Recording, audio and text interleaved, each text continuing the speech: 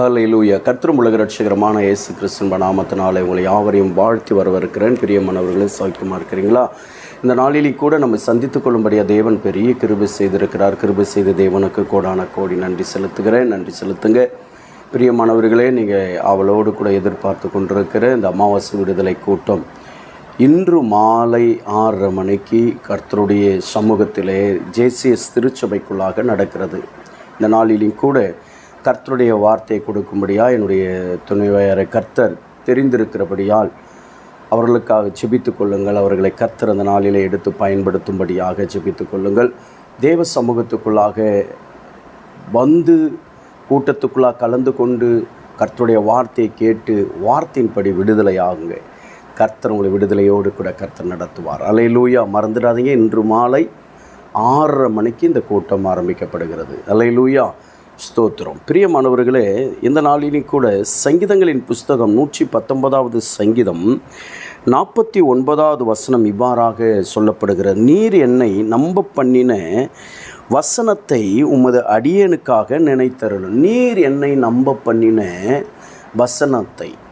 இன்றைக்கு நிறைய பேர் நிறைய வார்த்தையை நமக்கு கொடுத்துருப்பாங்க. நம்பிக்கையான வார்த்தை. நான் கடைசி வரைக்கும் கூட இருப்பேன்.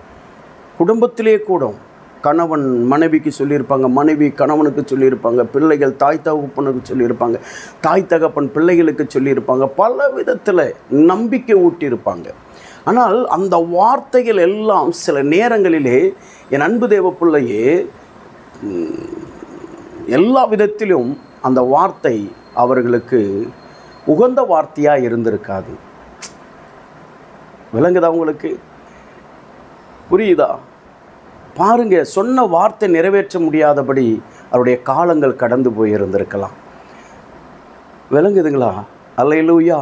பிரியமானவர்களே, ஆனால் இங்கே தாவீது சொல்கிறார், நீர் என்னை நம்ப பண்ணின வார்த்தையை நினைத்தருளும். ஏன்னா இந்த வார்த்தை ஜீவனுள்ள வார்த்தை. இந்த வார்த்தை தேனிலும் அதிமதுரமான ஒரு வார்த்தை. இந்த வார்த்தை உயிர்ப்பிக்கிற வார்த்தை. இந்த வார்த்தை வல்லமை உள்ள வார்த்தை. இந்த வார்த்தை என் அன்பு தேவப்பிள்ளை சம்மட்டிக்கு ஒத்த ஒரு வார்த்தை. அல்லேலூயா. என் அன்பு தேவப்பிள்ளை, இந்த வார்த்தை காதேஸ் வனாந்தரத்தை அதிர பண்ணுகிற வார்த்தை. இந்த வார்த்தை என் அன்பு தேவப்பிள்ளை பெண்மான்களை ஈனம் பண்ணுகிற வார்த்தை. இந்த வார்த்தையில் ஜீவன் உண்டு. அதனால தான் தாவீது சொல்கிறேன். நிறைய சொல்லிக்கிட்டே போகலாம். வார்த்தையின் வல்லமை. அல்லேலூயா. இந்த வார்த்தை தான் சொன்னபடியே செய்து முடிக்கிற வார்த்தை. இந்த வார்த்தை வெறுமையாய் சொன்ன காரியத்தை குறித்து அது செய்யாமல் வெறுமையாக திரும்பாத வார்த்தை, செய்து முடித்து விட்டு தான் வருகிற வார்த்தை. ஆகையால் தான் இந்த தாவீது சொல்லுகிறார், இதை நினைத்தருளுங்க ஆண்டவரே. என்ன நீர் நம்ப பண்ணின ஒரு வார்த்தை கொடுத்தீங்க இல்லையா? என்னை நான் உயிர்ப்பிக்கப்பட்டபடியாக நான் சோர்ந்து போகப்படாதபடிக்கு, நான் வெக்கப்பட்டு போகாதபடிக்கு ஒரு வார்த்தை கொடுத்தீங்க இல்லையா? அந்த வார்த்தையை நினைத்தருள். ஏன்னா இப்போ நான் சோர்ந்து போகிற, வெக்கப்பட்டு போயிடும் பழகுது, இன்றைக்கி நான் அசிங்கப்பட்டு போயிடும் பழகுது. அதனால் நினைத்தருளும். பிரியமான என் அன்பு தேவ பிள்ளையே, உன்னுடைய வாழ்க்கையில் ஆண்டவர் கொடுத்த தேவ வார்த்தை அது ஒரு நாளும் மாறவே மாறாது. அந்த வார்த்தை நேற்றும் இன்றும் என்றும் மாறாத வார்த்தை.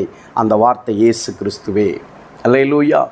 இன்றைக்கு தேவ சமூகத்துக்குள்ளாக மனிதனுடைய வார்த்தைகள் மறைந்திருக்கலாம், மாறி இருக்கலாம், கால சூழ்நிலையிலே அது செய்ய முடியாதபடிக்கு கூட போயிருக்கலாம். ஆனால் கர்த்தர் இன்றைக்கு உன்னை பார்த்து சொல்கிறார், நான் உன்னை மறக்கலப்பா, உன்னையே மறக்கலை, என் வார்த்தை எப்படி நான் மறப்பேன்றார். ஏன்னா நம்மை நினைத்தருளுகிற தேவன் அவர், நம் நினைவாகவே இருக்கிற தேவன் அவர். அப்புறம் எப்படி நான் உனக்கு கொடுத்த வார்த்தையை நான் மறப்பேன்? அல்லேலூயா. எவ்வளோ நல்ல ஒரு நல்ல ஒரு ஒரு என்ன சொல்கிறது, விவரிக்க முடியாது அவருடைய வார்த்தைகளை, அவர் நமக்கு செய்த நன்மைகளை. எவ்வளோ ஒரு நல்ல தெய்வம்.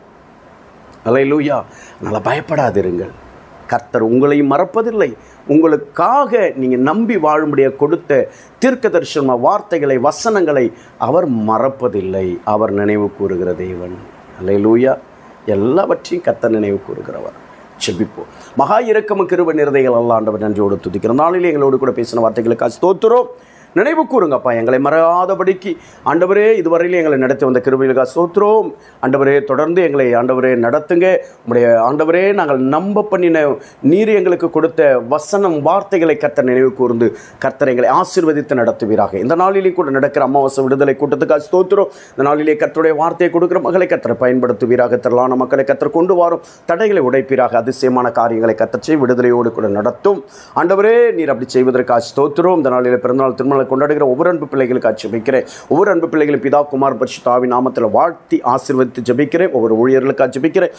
சபை மக்களுக்காக ஜெபிக்கிறேன். ஒவ்வொருவரையும் கர்த்தர் நினைவு கூர்ந்து ஆசீர்வதி. இயேசுவின் நாமத்தில் ஜெபிக்கிறேன் நல்ல பிதாவே, ஆமென். ஹல்லேலூயா. கர்த்தர் நம்மை ஆசீர்வதிப்பாராக. ஆமென். கர்த்தருடைய நாமத்துக்கு ஸ்தோத்திரம்.